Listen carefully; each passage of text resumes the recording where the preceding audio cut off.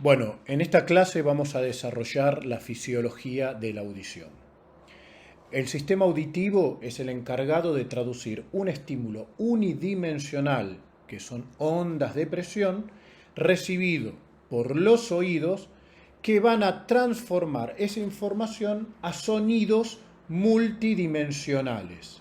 El sistema auditivo tiene el poder de análisis y síntesis dependiendo de las características anatómicas. La impedancia de entrada de la cóclea, o sea, la presión requerida para producir un mínimo desplazamiento de la ventana oval, es 200 veces mayor que la del aire libre. Si en realidad la onda de presión incidiese directamente sobre la ventana oval, solamente el 2% de la energía sería transmitida.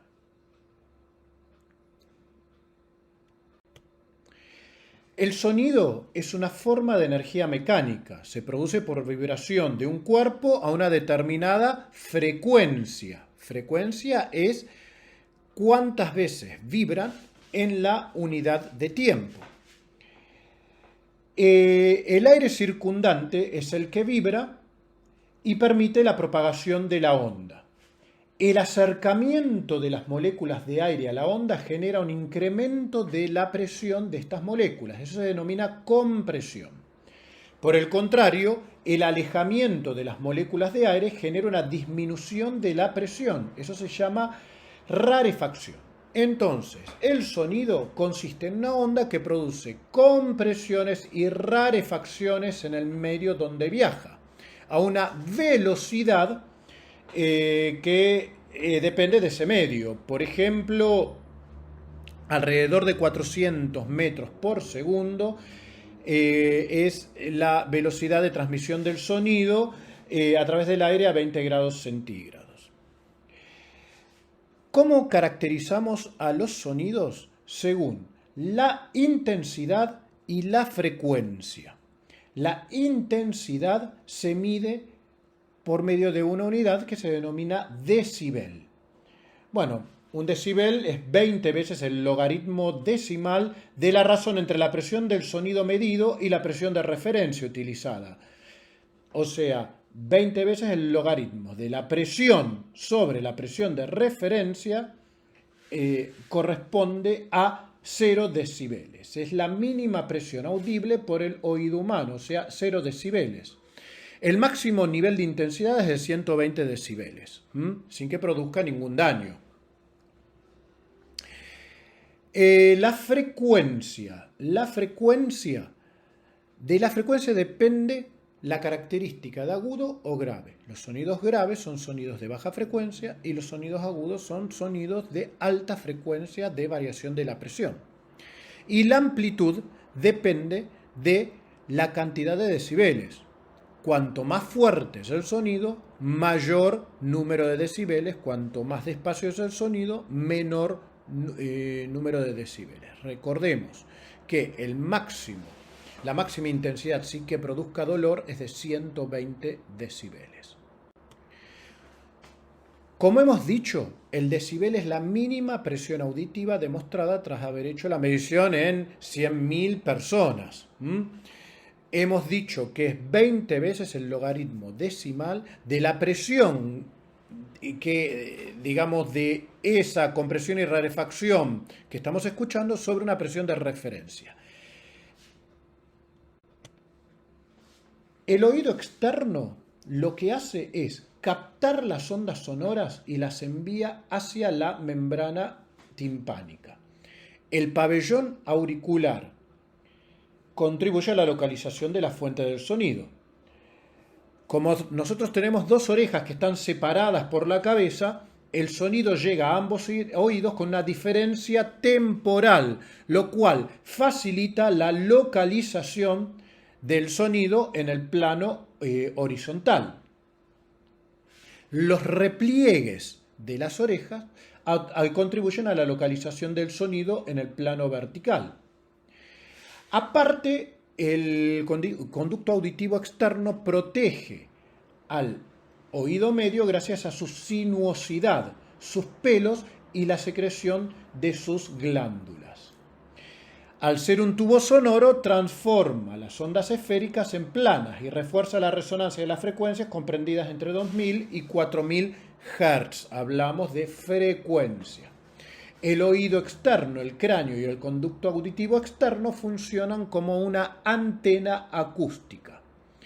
El oído externo está separado del oído medio por el tímpano, que es una doble membrana derivada de la primera bolsa faríngea y de la primera hendidura branquial, hablando de embriología. Entonces, como dijimos, las orejas tienen anfractuosidades que mejora la resonancia a nivel del tímpano y, debido a la localización de las orejas entre el cráneo, permite la localización de los sonidos al mover la cabeza. El oído medio es una cavidad con aire que contiene huesecillos y músculos. Se comunica con la rinofaringe por medio de la trompa de Eustaquio. Esta trompa tiene la función de igualar la presión del oído medio con la presión atmosférica. Entonces, lo que hace es permitir que la presión sea la misma a ambos lados del tímpano, optimizando la vibración frente al sonido. La vibración de las moléculas de aire, que se produce por compresión y rarefacción, provoca el movimiento de la membrana timpánica. El mango del martillo se encuentra unido a la membrana timpánica a nivel de uno de sus ejes radiales. Este huesecillo se enlaza con el yunque, el cual, por su rama larga, se articula con la cabeza del estribo por medio de la articulación incudoestapedial. Mediante el ligamento anular de Rüdiger, la platina del estribo se inserta en la ventana oval. Entonces, la vibración de la membrana timpánica permite el accionar de los tres huesecillos y transmite la vibración hacia el oído interno por medio de la ventana oval. Es un transformador de energía de una región de menor impedancia, o sea, como es el aire, a mayor impedancia, que es un medio distinto, que son líquidos que se encuentran en el oído interno. El martillo está sostenido por tres ligamentos. El tensor del tímpano tracciona al martillo, lo que mantiene tensa a la membrana timpánica. El músculo del estribo tracciona el hueso hacia afuera. El accionar de ambos músculos constituye un mecanismo de adaptación y de defensa. La contracción de los músculos protegen al oído interno ante los sonidos muy intensos. Como ya hemos dicho, la función de la membrana timpánica y de la cadena de huesecillos es de transmitir la vibración desde un medio aéreo, que es el oído medio, a un medio líquido, que es el oído interno. Cada uno de estos medios, como dijimos, tienen su resistencia específica a la transmisión del sonido. Esa resistencia se denomina impedancia. O sea, la impedancia es la oposición a la propagación de las ondas de sonido. ¿Y de qué depende la impedancia? De la densidad, la elasticidad y la cohesión de las moléculas del medio. El líquido tiene mayor impedancia, o sea, mayor resistencia, que el aire. La energía del sonido al pasar de un medio aéreo a un medio acuoso se refleja en un 99,9% y solamente el 0,1% es incidente. Entonces, es necesario que exista un sistema de emparejamiento de las distintas impedancias. Esto se logra por lo que hemos dicho del accionar de los huesecillos en el oído medio. Por la acción de la cadena de huesecillos y las relaciones entre sí. Tenemos músculos de contracción refleja, como hemos dicho, que protegen al receptor auditivo ante sonidos de gran intensidad y de muy baja frecuencia. Por otro lado, en el oído medio, como hemos dicho, tenemos la trompa de Eustaquio. Lleva el nombre de Bartolomeo Eustaquio, que fue un anatomista italiano que en el siglo XVI estudió a la relación del oído medio y la rinofaringe. Pero él no la llamó trompa de Eustaquio. El que la llamó trompa de Eustaquio fue Antonio Valsalva, quien describió su función. En el ser humano, la trompa de Eustaquio toma una posición de 45 grados con respecto a los planos horizontal y sagital. La medida es entre 31 y 38 milímetros y tiene una orientación anterior hacia abajo con una rotación medial. Está formada por tejido óseo, cartilaginoso y fibroso. Una de las funciones de la trompa de Eustaquio es que se abre en caso de necesidad de igualar presiones gracias a la contracción muscular. Esta contracción muscular provoca la rotación medial superior de la lámina media, la cual provoca una deformación del tejido adiposo circundante. Otra de las funciones de la trompa de Eustaquio es eliminar los fluidos producidos por el oído medio, además de evitar el reflujo de secreciones en el espacio aéreo del oído medio. El oído interno, o sea, la cóclea, es un tubo que tiene una forma de espiral que da 2 vueltas y media. Tiene un ancho de 1 centímetro y una altura de 5 milímetros. Esta cavidad tiene 3 compartimientos que giran juntos en espiral alrededor del modiolo. El modiolo contiene el nervio auditivo y los vasos sanguíneos. El órgano de Corti, donde están las células receptoras, que son células ciliares, yace sobre la membrana basilar, por debajo de la membrana tectoria. La cóclea detecta y analiza los sonidos. Como podemos ver acá en el dibujito, la cóclea se divide en 3 cámaras. La rampa central, bañada por la endolinfa y que contiene el órgano de Corti. Acá lo ven encuadrado. Por arriba se halla la rampa vestibular y por debajo se halla la rampa timpánica. Las 2 últimas rampas, o sea, la vestibular y la timpánica, se comunican entre sí en el helicotrema, a nivel del ápex. Y estas 2 rampas contienen un líquido que se denomina perilinfa.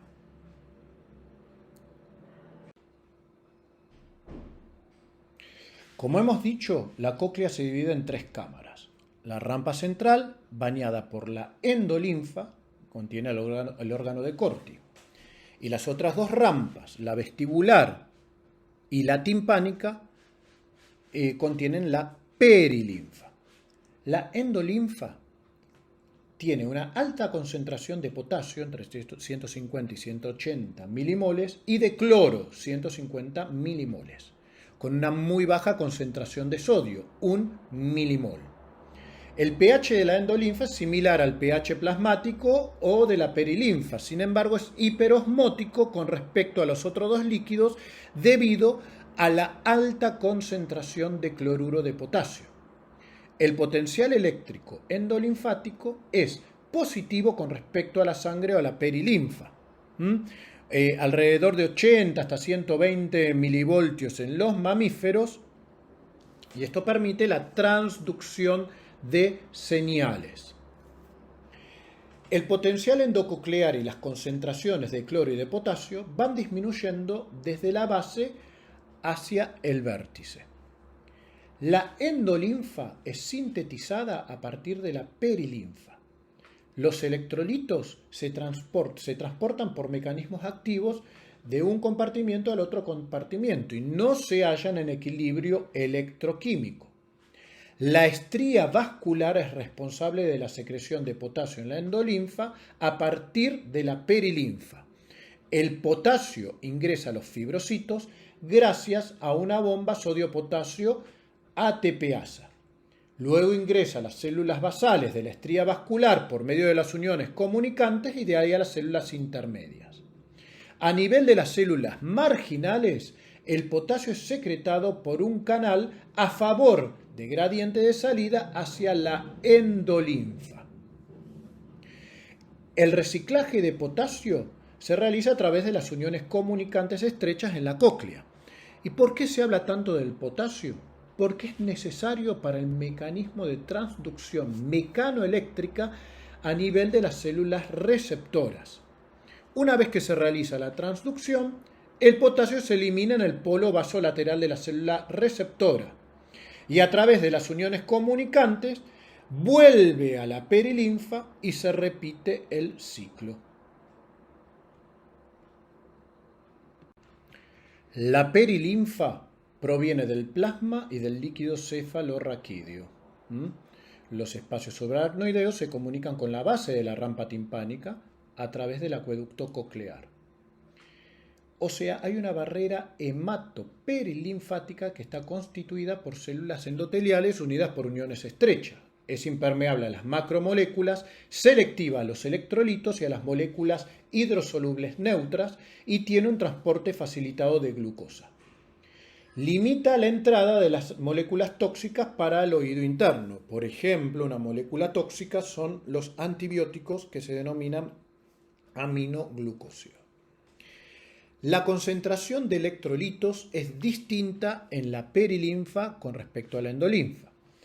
En la perilinfa, la concentración de sodio es alta, de 140 milimoles, y la de cloro de 120 milimoles. En cambio, la concentración de potasio es variable, según se trate de la perilinfa coclear o de la vestibular. La secreción de sodio se realiza en la zona vasculoepitelial del limbo apical, con gran actividad sodio-potasio ATPasa y de anhidrasa carbónica. El agua a nivel de la cóclea se mueve gracias a la presencia de aquaporinas 1 y aquaporinas 4. El transporte hidroelectrolítico a nivel del oído interno está regulada por la bomba sodio-potasio ATPasa. Como dijimos, tiene un papel en la secreción de la endolinfa, receptores de mineralocorticoides en las células marginales que estimulan a la bomba sodio-potasio ATPasa, el sistema hormona antidiurética de enilato ciclasa aquaporina 2, ante una reducción del volumen plasmático, un aumento de la osmolaridad, aumenta la concentración de hormona antidiurética. Esta hormona antidiurética estimula los receptores B2 y a partir de ahí se activa la cascada adenilato ciclasa AMP cíclico, lo que codifica la expresión de aquaporina 2. Así se permite la reabsorción de agua según el gradiente osmótico. ¿Por qué más está regulado? Por la presencia de receptores de volumen y de presión en el oído interno, por otras hormonas y mediadores, como las prostaglandinas, el factor natriurético, el factor activador plaquetario que modifican el potencial endococlear. Los receptores beta-1 adrenérgicos que estimulan la secreción de potasio, los receptores muscarínicos colinérgicos M3 y M4 inhiben la secreción de potasio y el ATP otorga un factor protector ante los traumatismos sonoros. A nivel de la cóclea hay un mapa tonotópico. Si nosotros recordamos, una de las características del sistema somatosensorial es la somatotopía. El sistema auditivo tiene la tonotopía, o sea, la representación de los diferentes tonos a nivel del receptor, o sea, de la cóclea, y a nivel de todo el sistema auditivo. Esto permite la percepción de las distintas frecuencias de sonido. Las vibraciones transportadas a través de la endolinfa se convierten en impulsos eléctricos en el órgano de Corti. A nivel del órgano de Corti vamos a ver, como vemos en este dibujito, la presencia de células receptoras. Son células de tipo ciliadas que pueden ser ciliadas internas y las ciliadas externas. Las internas son las verdaderas células receptoras que envían la información al cerebro a través del 95% de los aferentes primarios de las células bipolares, cuyos cuerpos celulares se hallan en el ganglio espiral. Las células ciliadas externas aumentan la amplitud de la onda viajera de la vibración. ¿Qué es esta onda viajera? Bueno, acá lo vemos en esta diapositiva. Las ondas de sonido mueven a la membrana timpánica. La membrana timpánica mueve a los huesecillos del oído medio. Los huesecillos mueven la membrana de la ventana oval. Ese movimiento de la ventana oval transmite la energía permitiendo el movimiento de los fluidos cocleares. Y este movimiento de los fluidos de la cóclea causan finalmente la respuesta de las células ciliadas sensoriales. La membrana basilar no es uniforme a nivel de toda la cóclea. Es más ancha y menos rígida en el ápice y se mueve ante los sonidos con una frecuencia grave, frecuencia desde 16 Hz. Es más angosta y más rígida en la base y se mueve ante los sonidos agudos. Esto es parte de la tonotopía que venimos hablando. Como hemos dicho, las células ciliadas internas son las responsables del mecanismo de transducción. Los cilios a nivel apical de las células ciliadas internas no se hallan en contacto con la membrana tectoria, sino que están libremente y se mueven gracias al movimiento de la endolinfa, que es rica en potasio y que se mueve debido a la onda viajera que hablamos recientemente. A nivel apical de los cilios se encuentran los canales de transducción mecanoeléctrica, que son canales de potasio. Hemos dicho que la endolinfa es rica o con altas concentraciones de este ion potasio. Como pueden ver en esta figura, hay un borde en el cual hay un cilio que es más alto. Ese cilio más alto se denomina quinocilio. Si los cilios se mueven hacia el quinocilio, se produce, como vemos en la figurita de la derecha, la apertura de los canales de transducción de potasio, permitiendo la entrada de este ion al medio intracelular. Si el desplazamiento es en sentido contrario al quinocilio, se produce la menor apertura, por lo cual en vez de despolarizarse se hiperpolariza las células. Al entrar el potasio al medio intracelular, se produce la apertura de canales de calcio con aumento de la concentración del calcio intracelular debido a la apertura de estos canales que son voltaje dependientes. Para el mecanismo de exocitosis de neurotransmisor o la liberación del neurotransmisor hacia el aferente primario, las células tienen decenas de cintas sinápticas en el polo basal. Cada cinta corresponde a una neurona aferente tipo 1. Cada célula ciliada interna contacta con aproximadamente 10 neuronas aferentes que, como en el resto del sistema somatosensorial, son neuronas de tipo bipolares. Las fibras aferentes tipo 1 son mielínicas y tienen la característica de descargas espontáneas elevadas. El neurotransmisor que se libera al aferente primario es el glutamato, que se almacenan en vesículas sinápticas, gracias al transportador de glutamato VGLUT3. Estas vesículas sinápticas migran hacia el área presináptica una vez que se produce la despolarización de la célula gracias a la proteína miosina 6. Muchas vesículas se fijan alrededor de una cinta, la cual se ancla en el área presináptica gracias a una proteína que se denomina BASUN.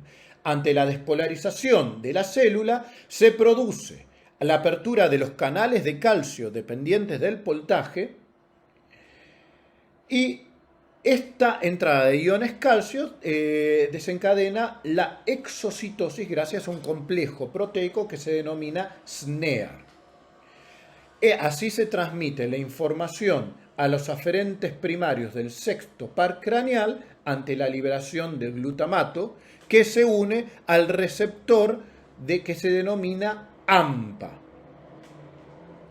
Esto corresponde a las células ciliadas internas. Como hemos dicho, la función de las células ciliadas externas consiste en la amplificación del sonido gracias a su electromotilidad, con un consumo de energía mucho mayor al de las células ciliadas internas. La proporción entre células ciliadas externas y células ciliadas internas es de 5:1, o sea, 5 veces más de células ciliadas externas con respecto a las células ciliadas internas. Como hemos dicho, la sinapsis es con neuronas bipolares del ganglio coclear y las células ciliadas externas, como dijimos, controla la amplificación del sonido gracias a la electromotilidad con mayor transducción de la señal. Bueno, ustedes saben que cuando un impulso auditivo llega al oído, se inicia un movimiento oscilatorio del oído medio, que al llegar a la cóclea se produce una transferencia de energía retrógrada en forma de un eco que dura varios milisegundos. Ese eco se pudo registrar en el año 1978 por Kemp, a partir de una sonda que introdujo a nivel del meato auditivo. Esa sonda contiene un micrófono y un amplificador. Esa respuesta es invariable ante diferentes frecuencias entre 1 y 80 Hz. Ocurre en forma bilateral ante los estímulos unilateral. Este eco es generado a nivel coclear a partir del mecanismo de transducción en la membrana basilar y las células ciliadas. Cuando el sistema sensorial está ausente, como ocurre en la sordera coclear, esta respuesta está ausente. Esta respuesta se denomina otoemisiones acústicas y es una técnica electrofisiológica que se emplea para la pesquisa del déficit auditivo, sobre todo de manera temprana en los niños con pérdidas auditivas. En todos los recién nacidos está indicada esta técnica que se realiza a partir de las 24 horas hasta el 5.º día de vida y en caso de estar ausentes deben realizarse nuevamente a los 15 y a los 30 días. Si siguen estando ausentes, se indican otras técnicas que vamos a describir más adelante como los potenciales evocados auditivos del tronco encefálico. Así como hemos dicho que las otoemisiones acústicas registran el eco a partir de un sonido emitido por una sonda, esa sonda tiene el micrófono y el amplificador, la electrococleografía registra la actividad eléctrica que acontece en la cóclea ante un estímulo sonoro, ¿sí?, posterior a la transducción. Hay dos técnicas de electrococleografía. ¿Cómo se registra esa actividad eléctrica? O a través de un electrodo de registro, que es una agujita, que se coloca a través de la membrana timpánica hasta llegar cerca de la ventana redonda, o un electrodo de superficie colocado sobre la piel de la apófisis mastoide. Esa es la técnica extratimpánica. Se emite un sonido auditivo a nivel de meato auditivo externo y se evoca un potencial de acción compuesto. Este potencial tiene varios componentes: los micrófonos cocleares, el potencial de sumación y el potencial de acción. Esta técnica se utiliza para el diagnóstico de algunas enfermedades como ser la enfermedad de Meniere, y últimamente se está utilizando en los pacientes que han tenido lesión auditiva secundaria al coronavirus. Bueno, A nivel del oído interno no todas son aferencias, sino que hay eferencias que provienen desde el sistema nervioso central y que terminan en la base de las células ciliadas externas. Esas eferencias provienen desde el sistema olivococlear, desde el complejo olivar superior, que como vamos a ver es una de las vías de relevo y de procesamiento sensorial de la vía auditiva. ¿Qué es lo que hace? Controla, modifica el movimiento o permite la modificación del movimiento de las células ciliadas externas con alteración de o modificación de la onda viajera y permite una mejoría o perfección de la transducción a partir de las células ciliadas internas. O sea, es un sistema de control de las aferencias auditivas. Bueno, los estímulos auditivos son procesados en circuitos de distinta frecuencia en paralelo a partir de la cóclea y que, como ya hemos dicho, tiene representación tonotópica. Esos estímulos son procesados increyendo en distintos núcleos a nivel del encéfalo hasta llegar a la corteza auditiva. Pero como pueden ver en esta diapositiva, estos circuitos se entrecruzan, o sea, existe en algún momento un procesamiento biaural. También hay vías que se emiten a la formación reticular y vías aferencias al cerebelo.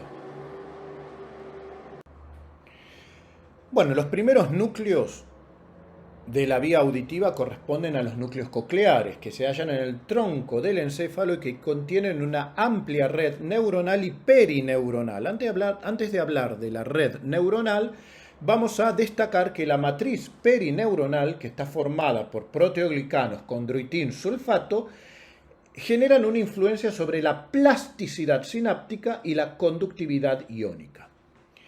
Estos núcleos cocleares a su vez se subdividen en tres subnúcleos: el núcleo coclear dorsal, el núcleo coclear ventral anterior y el núcleo coclear ventral posterior.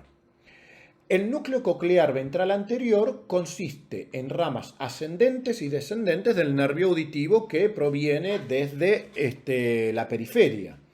Además tiene células granulares, estrelladas y tupidas. Las células estrelladas son multipolares con largas dendritas que recorren varias direcciones.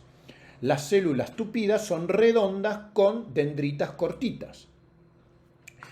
El núcleo coclear ventral posterior contiene a las células estrelladas multipolares y las células pulpo, que tienen una forma triangular con dendritas en forma de tentáculos que se dirigen al núcleo coclear dorsal. La distribución de las fibras no es azarosa, sino que siguen un patrón de distribución tonotópica. La tonotopía, como vamos a ver, continúa en cada una de las estaciones de relevo de la vía auditiva, porque recuerden que no son solamente estaciones de relevo, sino que tienen un procesamiento increyendo. El núcleo coclear dorsal tiene células en las cuales las que predominan son de tipo fusiforme, en donde se procesan las características espectrales del sonido al interactuar con las células estrelladas del núcleo coclear ventral.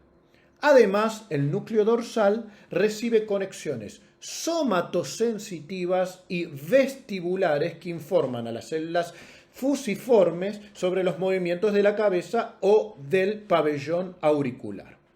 Estas células fusiformes del núcleo coclear dorsal son imprescindibles para la integración multisensorial a este nivel. A nivel vamos a ver que tienen distintos tipos de respuestas. Los neurotransmisores, tenemos neurotransmisores excitatorios, que corresponden al glutamato, inhibitorios, que es el GABA, y también hay un sistema eferente descendente de control, cuyo neurotransmisor es la acetilcolina. A nivel del núcleo coclear, las células tienen diferentes tipos de respuestas. No todas las neuronas responden de la misma manera. Hay neuronas que tienen una respuesta de tipo primario, ¿sí? Como ven en la A. Responden durante todo el estímulo. Después tenemos células que son entrecortadas. ¿Dónde están estas células, estas que tienen respuestas entrecortadas? A nivel del núcleo ventral, posterior y dorsal. Después tenemos células que tienen respuestas de tipo onset al principio del estímulo y otras que tienen respuestas de tipo en pausa. ¿Por qué están estos diferentes tipos de respuestas? Porque se precisa un diferente procesamiento de la información auditiva. Los núcleos cocleares tienen sus curvas de sintonización con circuitos de excitación e inhibición que funcionan tipo campos receptivos periféricos que modulan la respuesta. Tienen mecanismos de inhibición lateral para mejorar la selectividad de las frecuencias características, ¿no?, de cada fibra nerviosa. Para codificar los estímulos en forma temporal, las células de los núcleos cocleares tienen determinados cierres de fase que les permiten analizar señales complejas como el habla o el timbre de la voz con sus características particulares de amplitud y de frecuencia. Funcionalmente, el núcleo coclear dorsal recibe las proyecciones inhibitorias y también algunas excitatorias desde el núcleo coclear ventral anterior por medio de una conexión internuclear. A este nivel hay dos vías.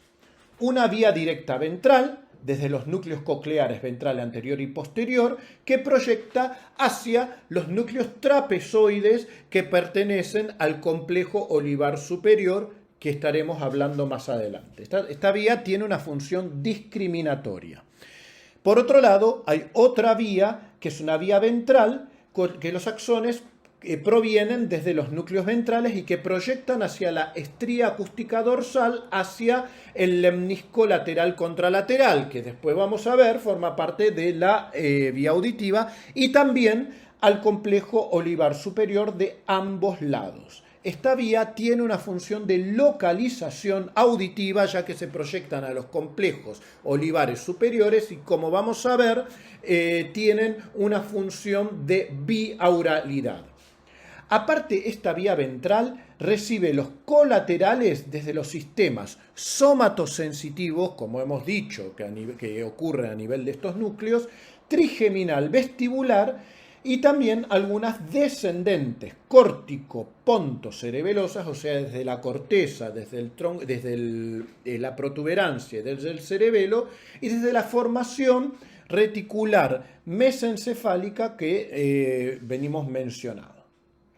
Esta vía proporciona un mecanismo reflejo en la producción de las respuestas oculares y de la cabeza ante los estímulos auditivos. Bueno, vamos a hacer una pausa.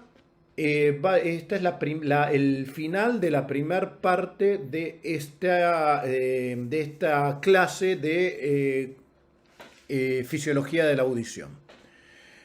A posteriori van a tener otro grupo de diapositivas con la segunda parte. Muchas gracias.